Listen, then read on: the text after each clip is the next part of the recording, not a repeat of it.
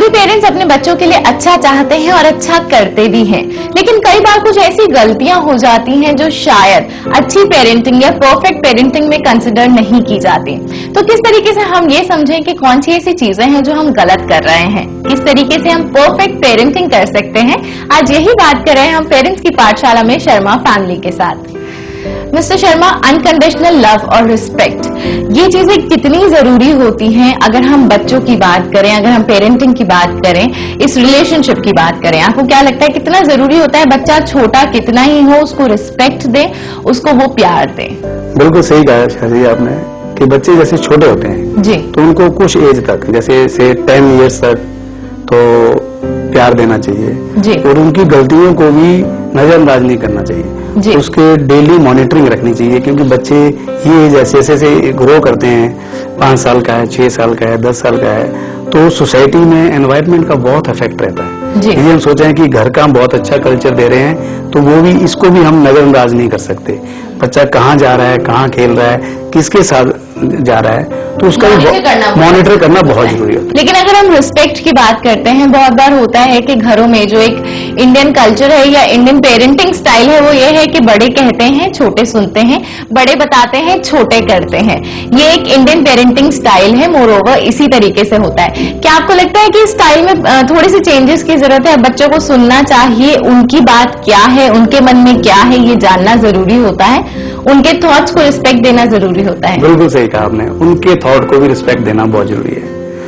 वो तो सबसे पहले वो हमें भी देखते हैं कि मम्मी पापा कैसे रह रहे हैं, जी, झगड़ा कर रहे हैं, ये एक दूसरे को रिस्पेक्ट करते नहीं करते, पापा फादर मदर की रिस्पेक्ट करता है नहीं करता, मम्मी अपने सास ससुर की रिस्पेक्ट करती है, ये सारी चीजें ये बच्चे देखते हैं और वो उनमें इन्वेट होती जाती है। जी, यदि हम अच्छा नहीं कर रहे, पेरेंट्स को रिगार्ड नहीं दे रहे, अपने उसका आपस में हम लड़ाई झगड़ा कर रहे हैं, रिस्पेक्ट नहीं देते, तो बच्चों में भी वो चीज आ जाती है। बिल्कुल, तो एक अच्छा एग्जाम्पल बनने की अच्छा एग्जाम्पल बनने की जरूरत है। ये आदमी कोई गुड़ खाता हो और बच्चे को कहे गुड़ नहीं खाना, खुद आदमी शराब पीता हो और बच्चे को कहना शराब नहीं पीनी, बहुत खराब चीज है, ये कभी हो नहीं सकता कभी।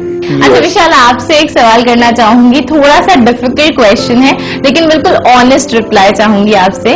आप मुझे बताइए, मम्मी पापा सबसे ज्यादा प्यार किसे करते हैं? एक्चुअली प्यार दोनों इक्वल प्यार करते हैं मुझे, तो आज तक कभी ये नहीं, आपको तो इक्वल प्यार करते हैं, आप तीनों में से सबसे ज्यादा प्यार किसको करते हैं? ऑब्वियसली बात है मुझे।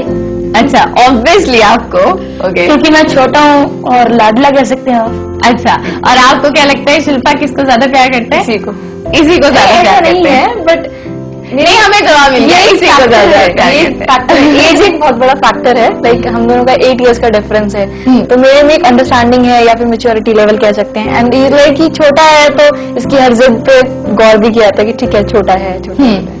ओके, तो विशाल को सबसे ज्यादा प्यार किया जाता है घर में, ऐसा विशाल और शिल्पा दोनों कह रहे हैं। लेकिन हमारे एक्सपर्ट्स क्या कहते हैं कि बच्चों को कितना पैम्पर करना चाहिए, कितना उनका ध्यान रखना चाहिए, और घर में अगर एक से ज्यादा बच्चे हों तो किस तरीके से अपने प्यार, अपने अटेंशन को डिवाइड करना चाहिए, इसके बारे में हम बात करेंगे। लेकिन पहले जानते हैं कि क्या कहती है हमारी चाइल्ड साइकोलॉजिस्ट, कि किस तरीके से आप बन सकते हैं परफेक्ट पेरेंट्स। आइडियल पेरेंटिंग जैसी कोई चीज आज की डेट में है ही नहीं। हम एज पेरेंट्स अनकंडीशनली अपने बच्चों को वो सारी अच्छी चीजें, अच्छी परवरिश, अच्छे मॉरल्स, अच्छी वैल्यूज, अच्छी डिसिप्लिन देना चाहते हैं, पर कभी ना कभी, कहीं ना कहीं हमको लगता है कि थोड़ी सी गड़बड़ हो ना जाए। और अगर हमें ऐसे साइंस देखने हो तो ये 4 डोमेन्स में दिखते हैं। पहला डोमेन कि हमारी पेरेंटिंग शायद बैलेंस से इम्बैलेंस में जा रही है, सोमैटिक डोमेन्स होते हैं, जिसके अंदर बच्चे में एपेटाइट डिस्टर्बेंस दिखती है, या नींद ना आने की तकलीफें दिखती है, या बच्चे में ज्यादातर एक्स और पेन्स की कंप्लेंट्स आनी शुरू हो जाती हैं। दूसरा होता है हमारे इमोशनल साइंस, बच्चा बड़ा चिड़चिड़ाहट महसूस कर रहा है, एंग्री होता जा रहा है, शॉर्ट टेम्पर हो रहा है, या उल्टी साइड पे अपने आप में एक नेगेटिव सोच रख रहा है, नेगेटिव फीलिंग्स रख रहा है, उदास रहता है, दूसरों से बात नहीं करना चाहता और प्लेजरेबल एक्टिविटीज में इंटरैक्ट नहीं करता।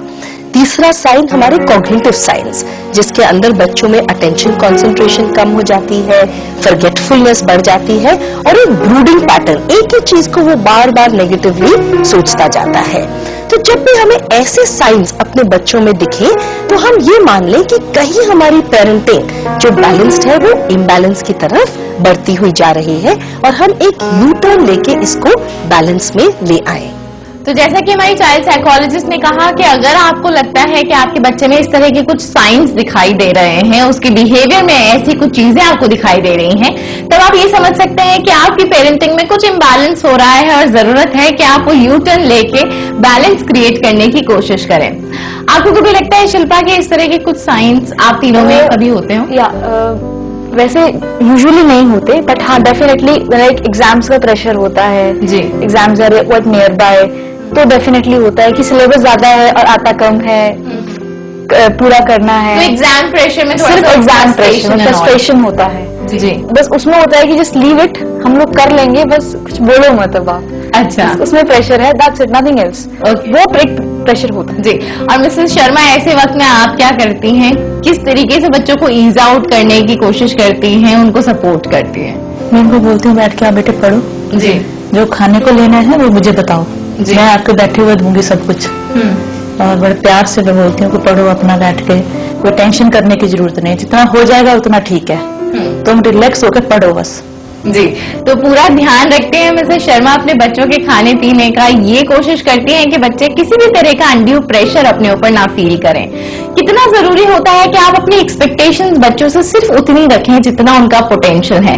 कितना जरूरी होता है कि आप अपना वक्त उन्हें दें, मटीरियलिस्टिक चीजों से अपने वक्त को कॉम्पनसेट करने की कोशिश ना करें। ये बात करेंगे लेकिन इस ब्रेक के बाद। मिसेस शर्मा, आपसे जानना चाहूंगी कौन सी ऐसी चीजें हैं जो बचपन से आपने ध्यान रखा है कि आपके बच्चों की जो परवरिश है उसमें आपने ध्यान में रखी है, आपके बच्चों में वो ट्रेट्स आए, वो गुण आए, वो संस्कार आए? शुरू से इनका ध्यान रखा है, जैसे कि झूठ नहीं बोलना बेटे किसी से भी,